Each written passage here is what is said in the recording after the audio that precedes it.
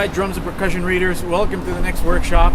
We're here in New York to talk about the relationship between drums and bass. We've got some of the greatest bass players in New York talking with us, and they're going to give us some great tips and their thoughts about the relationship of the bass with the drums in straight ahead jazz in particular.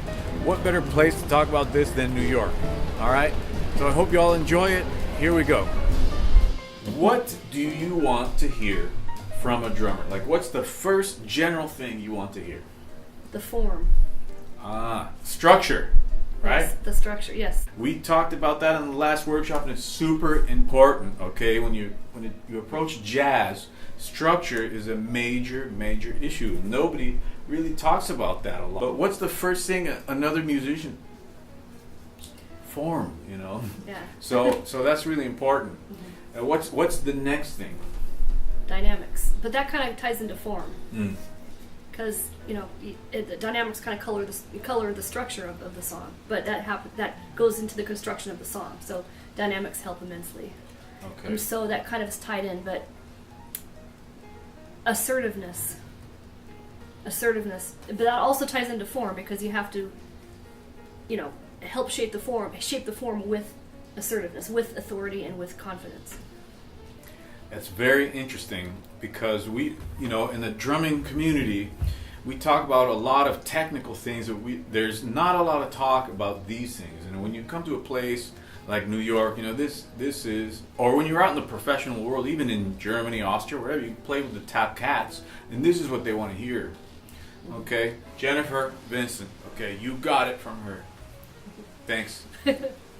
Okay. For someone who's listening and has good time, good imagination, dynamics.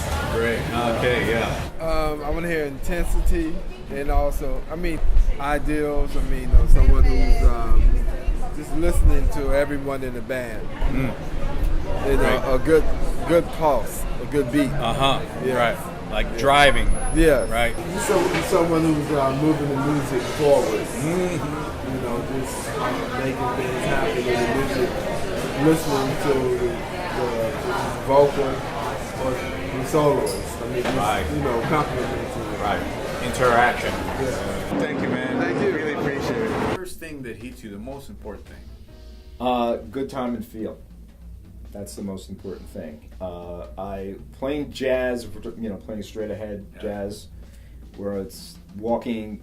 I'm listening a lot to the ride cymbal and where he's putting that time wise and feel wise. Because that helps me feel. Because I'm going to feel, things in a certain way, right? And obviously, whoever I'm playing with is going to feel things in their way. So. Right. The quickest way for me to lock in with what the drummer's doing is if what he's doing is on point. So what about the ride specifically do you like to listen to? Well, the articulation, and good. where I want to hear what he's playing. As long as I can hear, where it's dang dang dang dang dang, or just dang dang dang dang dang, whatever. Right. Whatever rhythm they choose to play, I just want to hear that it's that the time is there and not like fluctuating, and that the feel is there. Great. Then after that, a lot of the stuff on the snare drum is almost like comping. Right. Like it's like piano would be. So comping would be the second issue. Would be jazz is different from like say playing funk or rock, where then I'm more focused on the bass drum. Right. Because it's a more grounded kind of thing. Whereas jazz, where you have more of that triplet 2 against 3 kind of feel. Right. There's more. It's a little looser, I guess. Right. Where to use feel wise. Great. If that makes sense. Yeah, definitely. That Okay. helps. Right on. Thanks, brother Ariel. Right on. What's the first thing you want to hear from a drummer? Especially in a jazz context, is the consistency of their ride cymbal and their time. That's where we link up mostly. With an upright bass, it's me and the ride cymbal. That's the quarter note. Everything else you're doing, that's a your coloring and texturing, it's not as important for the heartbeat of the band, but that ride cymbal and then the hi-hat, that's got to be there. That's got to be just really, really consistent. So the relationship, you're listening to the ride most of all, right? Yeah, that's where I link up with. Yeah. Okay. That's cause the bass is really kind of a lot of the time of the band. It's the bass and the ride cymbal is where the time is.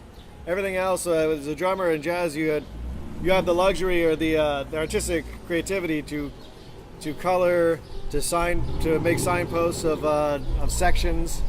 There's a lot of things that you can do conducting wise. You're not necessarily restricted to just timekeeping. You're in a lot of ways like the conductor of the band.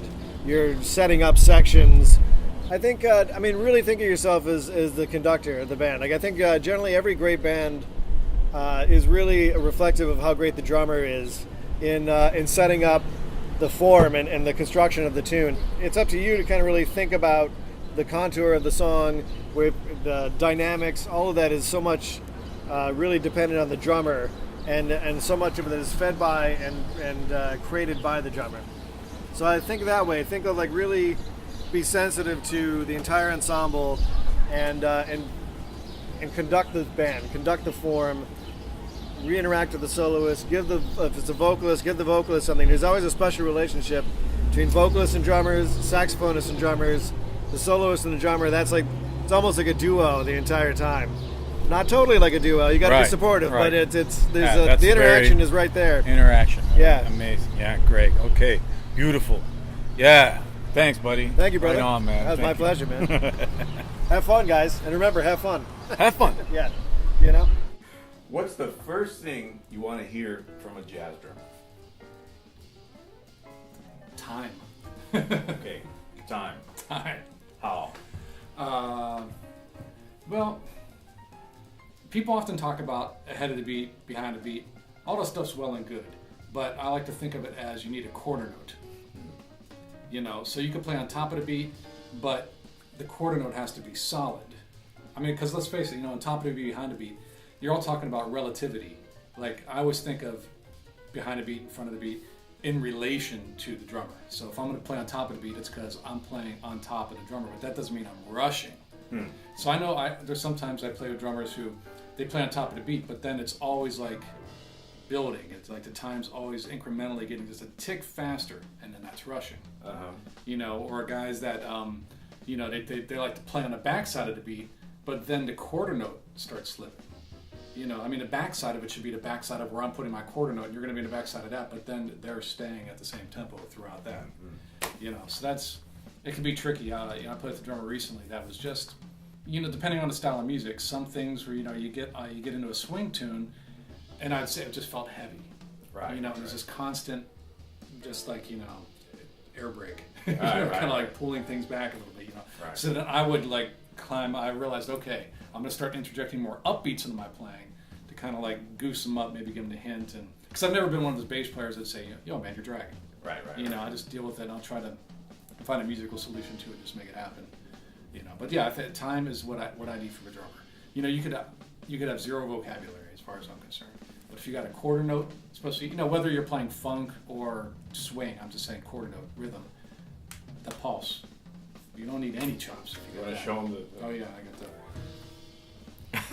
that. Just to remind myself, tattoo a quarter note. Whether I'm playing upright or electric, that's the. Okay, great. So drive is important to you, but also the ability to determine when to lay back or when to push ahead or something like that. So time, is that correct? Yeah, well, I mean, because what you're talking about sometimes laying back, pushing ahead. I mean, now you're talking about musicality. Okay, well, that's important. Okay. Because there's times you listen to, like, you know, Thad Jones charts or Basie charts, whatever. There's times where, you know, that it's not complete. The quarter note's not completely metronomic from beginning to end. You know, it might swim a little bit. You Right. know? Of course, you know, it swims too much in either direction, and it just doesn't sound right. But you know, the music will breathe. What's the second thing you want to hear from a drummer? Man, just musicality. Okay, see, I knew that was gonna be I'm the really next sensitive, thing. Yeah. So, can you please talk about musicality for a second? What about the drummer that you want to hear? Well, I mean, when you show up behind a kit or behind a bass, you know, you're creating music. And there's drummers I play with that are very good drummers, but they sit down onto the gig and they'll play drums well, you know. But then there's a guy that might sit down behind a kit and he'll play the drums well, but then he's paying just so much more attention to the details of what's going on. He's listening to the vocalist or the horn player, the bass player, and the piano player, and he's kind of all of a sudden creating an arrangement from beginning to end, every time, every tune. You know, that's what makes drummers sound great. You know, you can be the greatest musician in the world, but if you're out for yourself and you're not taking care of the composition, then you're never going to sound as good as you could. Right. Okay. Brilliant. Very good. Phil Palumbi, my main man here. Phil Monterano, my main man. Phil Squared. Phil Squared. He's a bass player. This is my kid. He's on my kid. He's really a bass player, not a drummer. See? Peace.